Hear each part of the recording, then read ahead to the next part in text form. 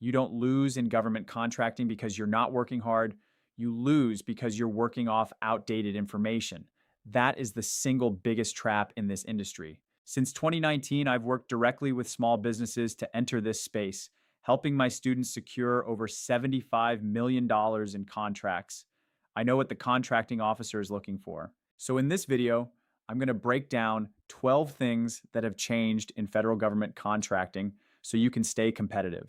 I'm Derek James. I've personally won 32 contracts worth over $15 million for small businesses. I've been in the federal space since 2013, and I've seen it all. Before we dive into change number one, I want to remind you that I have a free learning hub at learngovcon.net.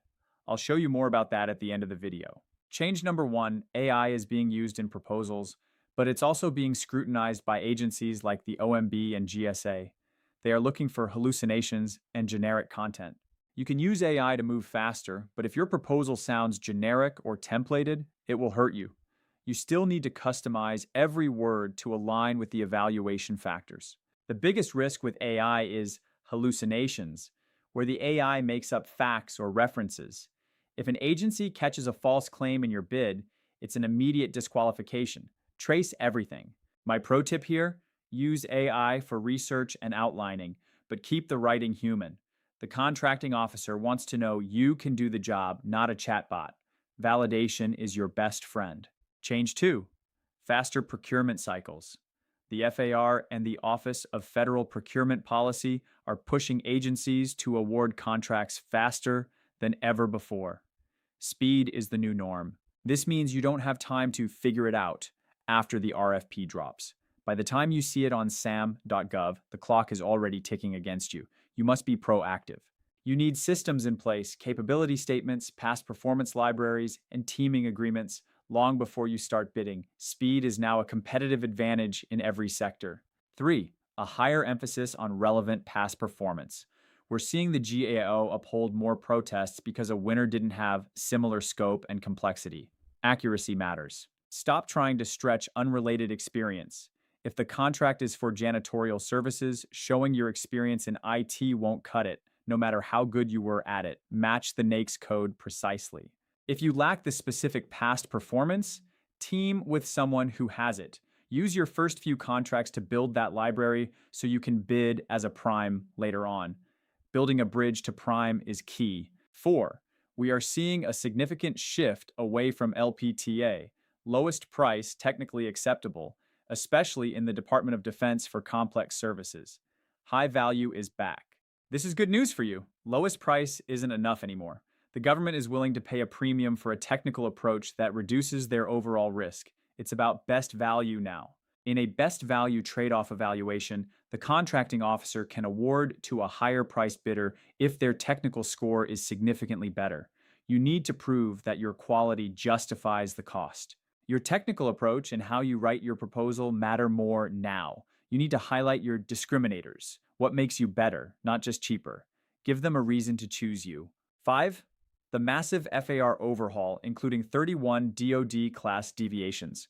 This changes the rules of the game for thousands of active solicitations right now. It's a fundamental shift. Increasingly, the individual solicitation determines the rules for the bid rather than overarching blanket clauses. You cannot assume the rules from your last bid apply here. Each RFP is unique. You can track these changes at acq.osd.mil. Stay updated on these deviations because they often override the standard FAR clauses you might be used to. Knowledge is power. You must read every single detail, especially sections L and M. The contracting officer is now using these deviations to tailor contracts to specific agency needs.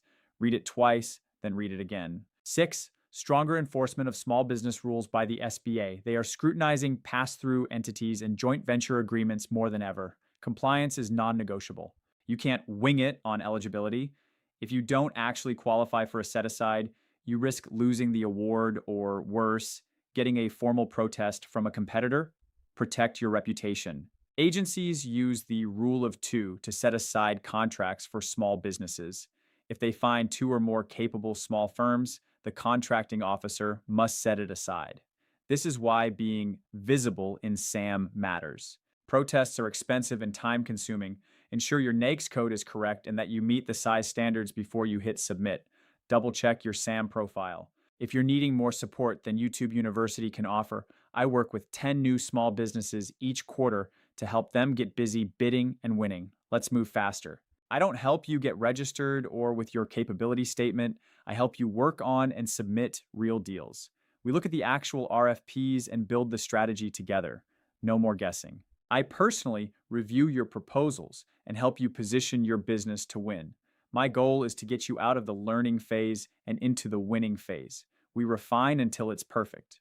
If you are interested in how I can support you, check the link below to learn more about how I structure my support, and you can apply to work with me there. Now, back to the video. Moving to point 7, teaming is more competitive.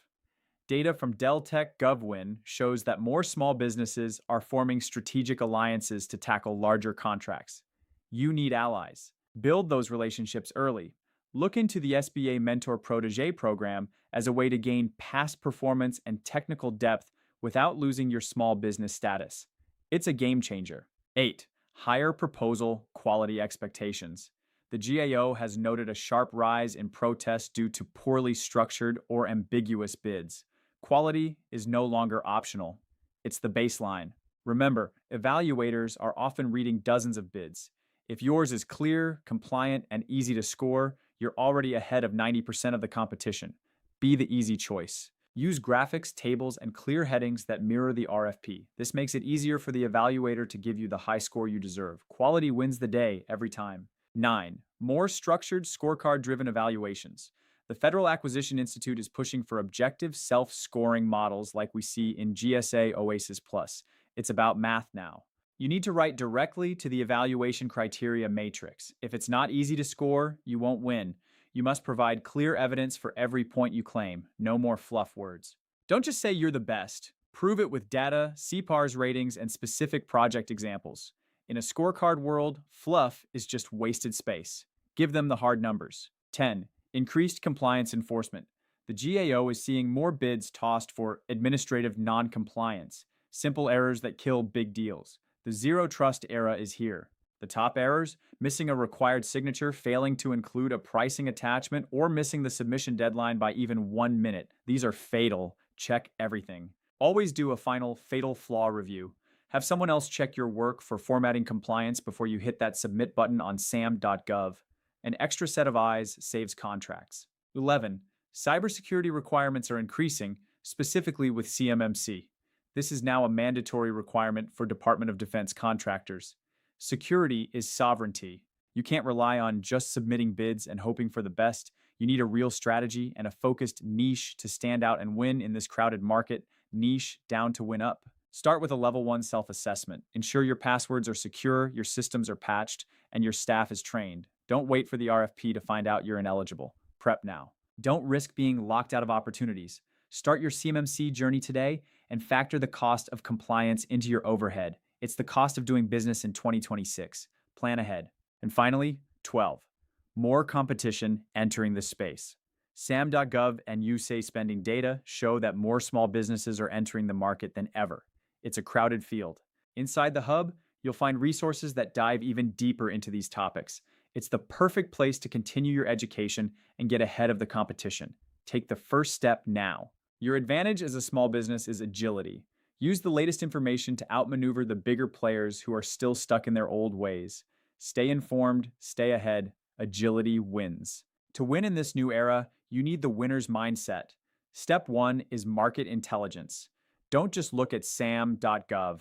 Look at spending data and agency forecasts. Know the mission. Step 2 is relational capital. Relationships are the currency of government contracting. Meet with those contracting officers and small business specialists before the solicitation is released.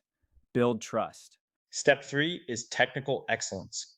In a world of best value and scorecards, your ability to execute must be impeccable. Build a reputation for delivering results on time and on budget. Every time.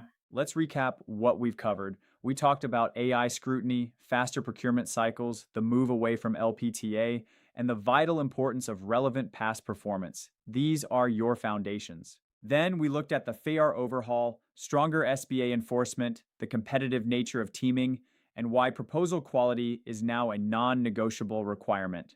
These are your tools. Finally, we covered scorecard-driven evaluations, administrative compliance, the rise of CMMC cybersecurity, and the overall increase in competition. These are the 12 pillars of success. The federal landscape is changing, but with change comes opportunity. Staying informed is your biggest advantage in this market. Don't be the one bidding with old data. Be the one with the plan. Visit learngovcon.net to continue learning for free at your own pace. I've built this hub specifically to help small businesses like yours navigate these complex details. Join us. One final tip: the rules will change again. Stay curious, stay active in the community, and keep checking back for updates. The most successful contractors are the most dedicated learners. Go to learngovcon.net now and let's get you busy winning those contracts approved by the contracting officers. I'm Derek James, and I'll see you there. Ready? Let's go.